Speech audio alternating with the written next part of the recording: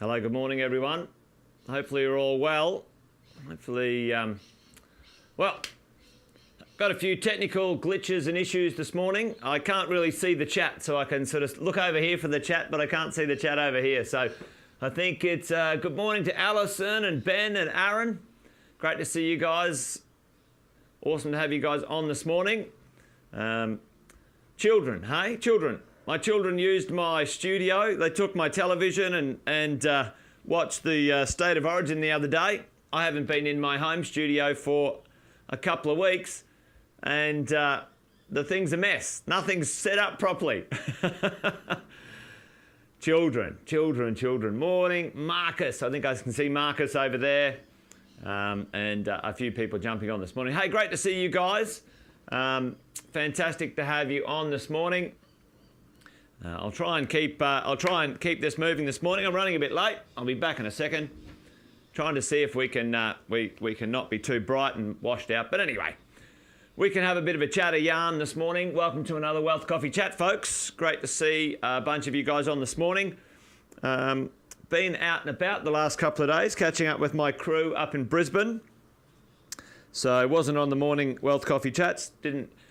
Didn't fit into the schedule, unfortunately. I'm not quite used to travelling again, getting out and about. So lesson learned. I'll make sure that I fix up my my schedule so I can get my Wealth Coffee Chats done in the morning, hang out with you guys.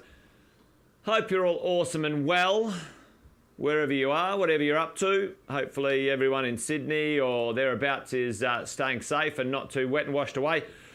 Anyone who's new, if you are new, say hello in the chat. Give us a shout out. I can see it over there. And Imral's there. But yeah, I can't read it from here. Need the glasses these days. Give us a shout out in the chat. Say, let us know where you're from, what you're up to. Just a quick bit of background if you are new. This Wealth Coffee Chat's been going about 2 years now. I think we're up to 300 episodes. 300 episodes of the Wealth Coffee Chat morning. So good work, team. And get together each morning, try and make sense of this weird and wonderful thing that we're up to, which is property investing. We're a different breed of people. Property investors who are interested in going the distance, buying good quality real estate and keeping it for a long time. And, there's plenty of headwinds. There's plenty of media mania out there that you have to navigate as a property investor. And this morning, I'm going to talk about one that I think is important for us to sort of, understand and make sure we don't overreact on. I can see the chat now. I've got a bit of something going on. Hey, morning Sophie, morning Sharon. Great to see you guys on. So tell me in the chat. I can see it. Tell me in the chat, what has been the rhetoric of recent times when it's come to the world of construction, and specifically house construction, ladies and gents, building houses, freestanding houses. Tell me in the chat what's the rhetoric of recent times in and around this stuff. Morning. Am I frozen there? Bryce says I'm frozen, but I think I'm still moving around, Bryce. Maybe it could be at your end. Tell me right now in the chat, what has been labour shortages? Yep, Marcus, yep, labour shortages. Ultimately, delays, companies going bust, yep, for sure. High material costs, etc., right? So, this has been a little bit of a theme of recent times. Unable to quote accurately, material costs just all over the place. Increased construction costs, companies going broke, and certainly something like this, if you're in the middle of building a house, doing a renovation, trying to get something constructed, is a real problem for a lot of builders and a lot of people, let's face it, who trying to get their homes built, their houses built. And certainly it's been, the flow on smaller land sizes. Yep, I think that, Chriso, that's kind of a function of the process of trying to keep property prices affordable for people, certainly too. So there's been some uncertainty, some problems, some challenges for the world of construction. And it certainly started, well, we could see it coming when the COVID world had a little show up on the radar.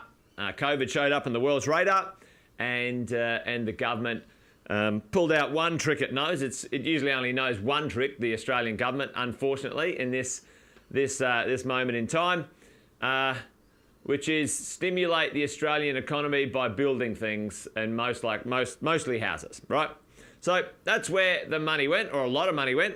So, money went to JobKeeper and other bits and pieces. But what happened? Let's have a bit of a look. Now, you can't see this other chart right here, ladies and gents, but I'm gonna track it for you now.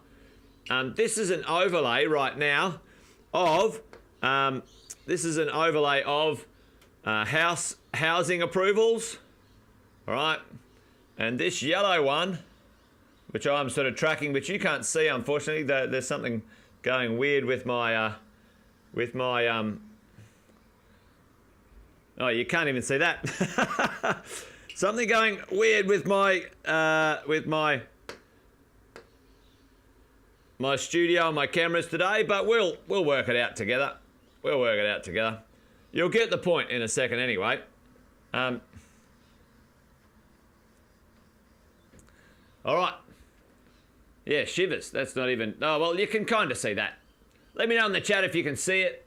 It's okay. The black bars here are the world of housing. They're the world of housing. The black bars are the world of housing. And the other one, which is meant to be purple and or yellow, let me know in the chat if you can see that okay, that line, is the world of apartments, okay? Multi-dwelling, which includes townhouses and apartments, as we go. Now, if you guys have a look at this, this is 2018. 2018, that's 2018, folks. We have seen from around about 2017-18, the world of apartments and houses ever so slightly reduce in supply. What these are building approvals, okay? Building approvals. Now tell me, and the reason I look at building approvals, not buildings under construction, and that can be for another day, let's say. Building approvals, they are something that we will see into the future. Everyone cool with that? This is something we'll see into the future. Now, tell me right now, on average, let's say just in basic terms, ladies and gents, how long does it take to produce a house? Okay, let's say we could start constructing today. Put that in the chat for me. Now, of recent times, of right now, it's a bit hit and miss, but on average, does anyone know how long it used to take on average to build a house from scratch? Starting today, not waiting for the land to register or anything like that. Put that in the chat for me, all right? Okay. That is dead right, Luke. Doesn't mean they're going to move to construction phase, and that's another thing we're going to chat about. Yeah. So at the moment, Chriso, yeah, you're right. It's sort of taking 12 to 18 months. Back in the old days, it used to take anywhere between 6 to 9 months to deliver a house, okay? So if we have a look here, ladies and gents, around this time, 6 to 9 months, the housing supply was approvals and or starts in construction were pretty low, and so too were apartments. The approvals and construction pretty low, okay? So there wasn't as much work around. The labour construction work around was pretty even. There was enough people around to keep the price okay and the speed of delivery up, okay? Along comes, 2020, March 2020, and the government says, let's stimulate the economy. And we've been travelling along for, a good chunk of time, let's say, at least 2 years, where, the world had sort of settled into a good pattern. Enough builders, enough supply, enough pricing, we were pretty solid. And that was a great time, to be honest, to be in the world of building a house or anything. Along comes COVID, and what happens? So let's say this is our mean, this is our average. The number of houses to be built, because this is approvals, a leading measure. The number of houses to be built, so land sold, quoted up, constructed, goes up 40%. Goes up 40%, okay? Goes up 40%, folks. Now this approval, these are approvals. Now you can see late 21 and into early 22 that the approvals and the mass amount of, like, huge amounts of sales and new buildings it was over, right? The big glut had moved through, okay? But this was, let's say, 2022 over here, okay? Now what happens at the end of 2021, so you can see here, team, this is the middle. We want to get 6 months in. At the end of 2021 and the start of 22, what has to happen? They all have to start being built, okay? And this is where we're seeing, literally, what we're seeing here, team, is we're seeing a 12 months of a temporary spike in construction demand. Okay, 12 months. It's not continuing forever. It went up and went down with the stimulus. Okay, so what else happened? Tell me in the chat right now. What else happened last year? Did it happen last year or the beginning of this year? Sometimes I'm getting a bit of the time frames mixed up. That has really disrupted two major things that have disrupted supply chains around the world. I'll jump in and tell you. Tell me in the chat if you want to. The war in Ukraine and the COVID lockdowns and restrictions out of China. Okay, those are two major things. There's many other things going on. Fires took out like all the wood, didn't they, Sharon? You know, the timber supply, okay? Less timber around and so on. So we had supply issues, really, at the end of the day. Two major things, and there's many other things. So we're now having this glut of construction travel through for delivery, folks. It has to be delivered, it has to be built. And this is where we're finding, and of recent times, this is where we've found some challenges for the marketplace. 40% more buildings to build. We don't have 40% more people in the country to build them. And at the same time, wars, fires, and supply constraint issues. Okay, will it last forever? The answer is no. It's not going to last forever. Feels like it, okay, but it's not going to last forever. What we're seeing right now, so new approvals back down here. New approvals for freestanding houses back down, okay? So it's now just going to take this chunk to move through the pipeline to see where we land, okay? We're already starting to see, we've already started to see builders and some freestanding house builders come back to 16 and 20 week fixed price commitments on their, or fixed time commitments, not price, fixed time commitments on building a house. Okay, we haven't seen that for 12 months, okay, in the marketplace. Talking to a couple of the builders that we work with. In the process of building a house, usually the first part of the house is putting down the slab after you've cleaned up the land and whatever. But the first big chunk is like, let's pour some concrete, all right? You've got to put the slab down. Some of the builders we're working with have seen the first price reductions on putting slabs down for houses that they have seen in over 12 months. And the concreters calling them back going, hey, we don't have a lot of work. We don't have a lot of work. You got anything going on? So that's the early stage call here. All right. So depending on the supply constraints around the world is something we can't predict, but you would think it would flow through over the next 12, 18 months. Right now we're seeing the first parts of the labour pressures in here potentially lessen in the world of construction. Okay? What does that all mean? Well, really at the end of the day, team, let's say something broad. Future shocks in the construction world should be less and less and less from here on in. I'm calling it, I always call it early, this stuff. I called the worst undersupply Australia's ever seen. If we didn't have COVID and this issue here where they stimulated the economy, you have a look at the world of apartments, medium density dwellings right now. Still, you have a look.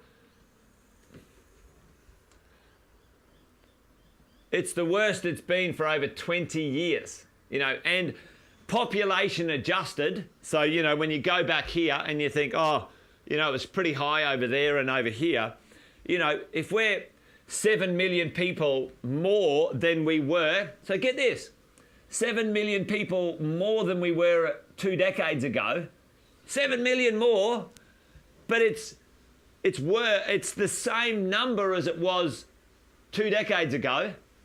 The percentage is ludicrous, ladies and gents. The new construction game is in all sorts.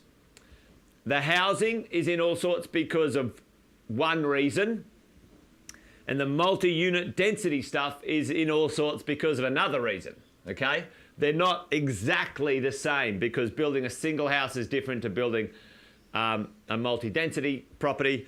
And if you build above like 3 stories or 2 stories, you need other licenses and so on. I won't go into that. They're not being affected as much as these ones because these are kind of turnover. Anyway, we'll talk about that. Again, units are down the toilet, houses coming through. And it's fake supply. Tell me, this is a really good thing. Is this supply here, let's say we've had a record, so we've got a record housing supply coming through. So let's say these houses, 150,000 houses get built. Looks like I've frozen there for a second. Tell me, am I still there? Am I still there, ladies and gents? Let me know in the chat if I'm still there or I've just frozen and everything's blown up. Let's see. All right. No, I'm still there. All right. So, my chat's disappeared and everything. Anyway, let me know in the chat if you're still there, ladies and gents. I don't know what happened. Back again. I'm having a shocker today. Anyway, what were we talking about? See this here, this supply, tell me, is, let's say 100,000 houses coming to the market, is that going to go into the rental pool? Like, who are these houses going to, by and large, the majority? Tell me in the chat. Tell me that one in the chat right now. Who's it going to? So this increase in supposed construction and supply, is it real supply? Is it supply to the rental market? Is it supply to the market for new buyers? Is it supply coming through that's going to hit the market, be sold? Yeah, boom. Look, it's owner-occupiers. Folks, it's the majority of people who were, they're 4 friends living in a house together. One of those friends could afford to buy a home, so they went and did it. Now there's 3 people still living in that rental property. It's not like it's vacant anymore. That's bullshit. I've heard that story. All these people, what a bunch of rubbish. And now all these new houses, they're not vacant, available for the rental market. It's just an owner-occupier moving in. So, you know, it's a really interesting story when you dive into the stats of this stuff, folks. Anyway, there you go. A little bit of a bitsy, technically disrupted Wealth Coffee chat today. But we shall see. It was first home buyers, owner occupiers. Yeah, there you go. All right, team. Great to hang out with you. Thanks for joining us. I'll get my mojo back on next week. We'll have a whole week of uninterrupted Wealth Coffee chats. Back in my studio, back at my house, back in my regular everyday programming, folks. And we'll hang out and do it again. All right, that's it. I'm rambling on. You guys be awesome. Be well. Join me next week for another Wealth Coffee chat, Monday, 8:10. See you then, folks. Bye-bye.